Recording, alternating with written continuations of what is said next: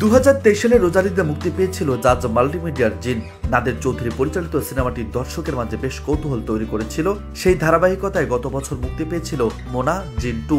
পরিচালনায় ছিলেন কামরুজ্জামান রোমান। জাজ জানিয়েছে ঢাকার সিনেপ্লেক্স ভালো ব্যবসা করেছিল ভৌতিক ঘটনা সিনেমাটি। এবার আসছে জিন 3। এই সিনেমা দিয়ে 7 বছর পর জাজ মাল্টিমিডিয়ায় সিনেমায় দেখা যাবে চিত্রনায়িকা নুসরাত ফারিয়াকে।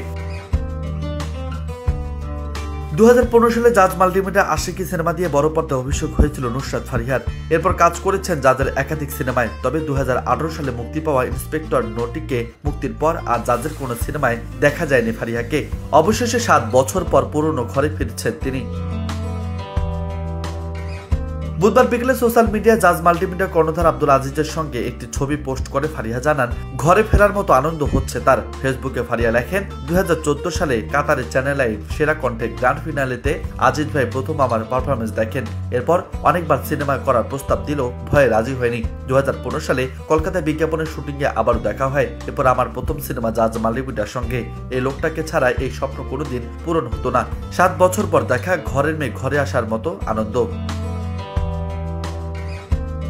জিন 2 এর মতো জিন 3 পরিচালনা করবেন কামরুজ্জামান রোমান। তবে এখনই সিনেমার গল্প অন্য কলাকৌশলীদের বিষয়ে কথা বলতে চাননি তিনি।